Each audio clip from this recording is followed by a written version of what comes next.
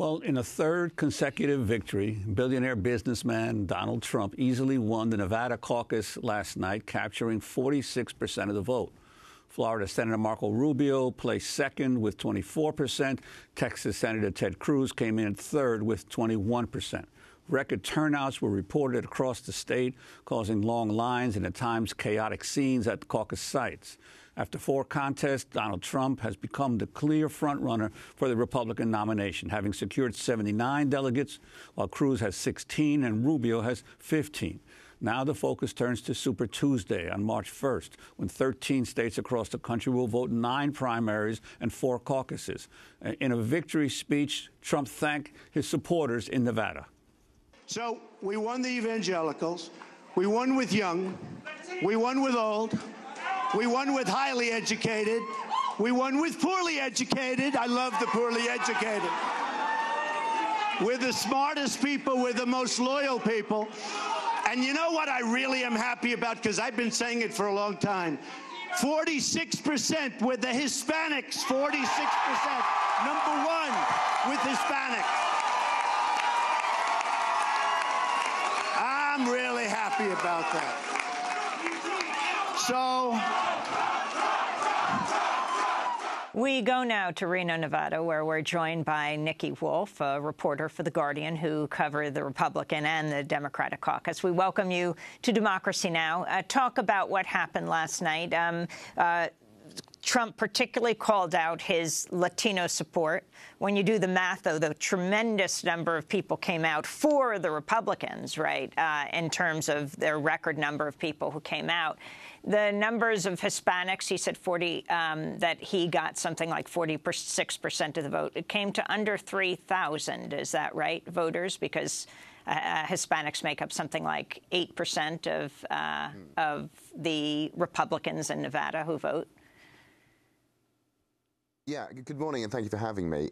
So my understanding of that statistic is that it comes from an NBC exit poll of 139 total Hispanics. So it's got a margin of error of 10 points on that. So he's still, even within the margin of error, still won a majority of Hispanics in the state, which is, however way you slice it, pretty incredible, considering that his 2 major rivals are both Hispanic. But it's worth taking that stat with a pinch of salt, I think. And Nick Wolf, what about the situation in the caucuses? There were record turnouts, but these are still obviously caucuses. They're not actual primaries, so people have to have a higher level of participation than normally would in a selection process. Yeah, exactly. And the difference between this one and the Democratic caucuses on Saturday, previous Saturday, is that the Democratic caucuses, they both have the meetings in the local precincts, and then the Democrat caucuses have an open, visible vote. So people essentially stand in corners on behalf of the candidate they choose. For the Republican one, it was a secret ballot, which during the Democrat one, a lot of people said that the open nature of the vote made it slightly less democratic. So that's one interesting difference. But certainly, despite that, the Republican ones were very chaotic. Huge lines at polling stations. People weren't ready for the enormous turnout. And there was a lot of kind of slightly shady stuff going on, a lot of precinct volunteers, the people who are counting the votes, wearing Donald Trump paraphernalia. Now, the party, the state GOP, tweeted that this wasn't technically against the rules. Nikki, can you explain what you mean when you said people counting the vote who are wearing Donald Trump paraphernalia? So at each precinct, there are some volunteers, the people who give out the ballots, the people who take in the ballots and count them. They're supposed to be non-partisan. They're supposed to not show a preference for one candidate or the other. But there was a lot of people in sort of dozens of precincts who were tweeting pictures of them wearing the sort of famous Make America Great Again hats or sort of Trump T-shirts and sort of showing a visible preference. And a lot of people from especially the Rubio campaign were complaining that this was against the rules. It turned out it's not technically against the rules. Obviously, caucuses are governed by party bylaw rather than any kind of federal laws. But certainly, it wasn't a great look. And there was sort of Lots of people who were counted twice, lots of times when ballots were sort of slipping to the floor. The way that the results get sent in, and this is, I found completely unbelievable, they count the ballots at each precinct, write the numbers down on the back of an envelope, take a picture of the back of that envelope, and then email that picture in to the GOP, which seems like an immensely cumbersome way of doing it and risks all kinds of issues. Maybe some emails got lost. Again, Donald Trump won the state with such an enormous margin that I'm not sure any of that really matters that much, but it made for a bit of a crazy evening. The entrance polling from ABC News shows 61% of caucus goers want the next president to be from outside the political establishment. Donald Trump took those voters by 70%. 6 in 10 also described themselves as angry as the way the federal government is working, and Trump won half of those angry voters in Nevada. Also, can you talk about the pronunciation of the word? I think a lot of people are surprised. I mean, do you say Nevada or do you say Nevada? I've been corrected on this a lot since getting into the state. I think it's my accent. I say Nevada. It is technically Nevada. That's the way it's supposed to be. You had some thoughts on this. Yeah, doing it the wrong way. Well, since Nevada actually means a snowfall in Spanish, and that's the name of the state, it should be Nevada, but I guess the Anglos who settled Nevada decided to change the pronunciation.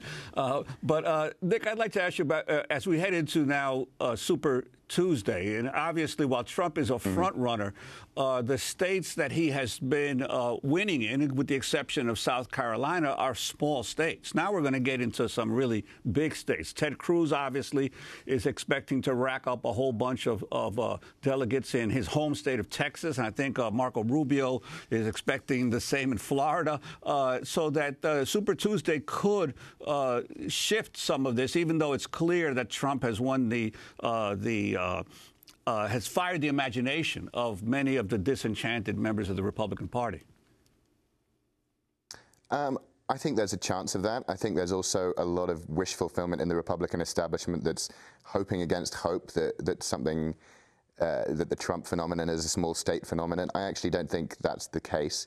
First of all, he's ahead in the polls in almost all of these states. But also, if we think about what Trump really means, it's the obsolescence of the kind of big money advertising politics, and in a lot of ways the obsolescence of TV advertising by social media, because Trump's barely had to spend any money in any of these states on any advertising, and that's because he's got such an enormous following on Twitter, on social media, and because everything he says is so inflammatory that it gets reported by the media pretty much for free. That he just doesn't need to be spending the kind of money that usually stops insurgent candidates in the larger states. And I think that's what really tripped up the Jeb Bush campaign, who found that however much money they threw at advertising, it just wasn't making a dent.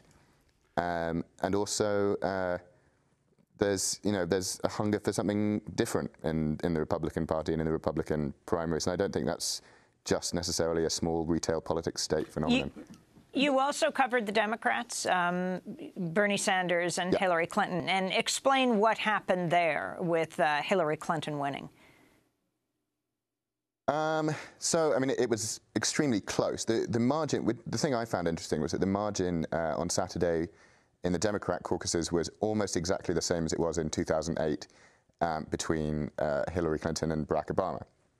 Now, after that, Obama went into South Carolina and won a large percentage of the black vote there. And the question is, can Bernie Sanders pull off the same thing? That remains to be seen. In a lot of ways now, the Democratic primary is looking a lot more like an ordinary primary would be expected to at this point. I think in that particular case, Bernie Sanders does not have the kind of Donald Trump level of TV coverage, which will allow him to kind of power through in South Carolina and beyond. Maybe I'm wrong about that, but sort of remains to be seen. But that was the establishment of the Democratic Party reasserting itself in some ways, although not by as much as a comfortable margin as I think Hillary Clinton would have liked. And Nikki, I'd like to go back to this whole issue of what's driving the Trump phenomena, because you mentioned that this is basically the Republican voters rejecting the big money advertising campaigns. But we've had in American history numerous examples of similar type candidacies. A lot of us remember Jesse Ventura, who won a governorship as a supposed independent, riding the wave of angry voters. A lot of us remember Arnold Schwarzenegger. And these folks had become major celebrity figures before they ran for office, and then actually rode that wave of their being celebrities to actually then capture office, and neither Ventura nor Schwarzenegger will go down as a memorable political leaders of their states. So how much is the Trump celebrity affecting his ability to garner support? I think Trump, there's definitely comparisons to be made with those two, and in terms of the practice you get in creating a media persona for yourself by having been a celebrity first. You could also argue that even Ronald Reagan might have been an example of that. But I think Trump is also a uniquely 21st century social media phenomenon too. He's huge, to paraphrase him on Twitter. He's got this enormous following. He can reach more people with a tweet than almost every TV ad market in the country. Now, that's something that Schwarzenegger never had, that Jesse Ventura never had, that Reagan never had. I think that changes the arithmetic of stuff a bit here, and he's just so able to build this brand. It's difficult to not see him as a pretty unique phenomenon now, and it's amazing to watch. I mean, it's just absolutely spectacular how he's playing with the Republican Party like a cat with a mouse. It's fantastic. Nikki Wolf, we're going to leave it there. I want to thank you for being with us. Joining us from Reno, Nevada, The Guardian has been covering the Republican primary and caucuses, and Democrats as well for the paper.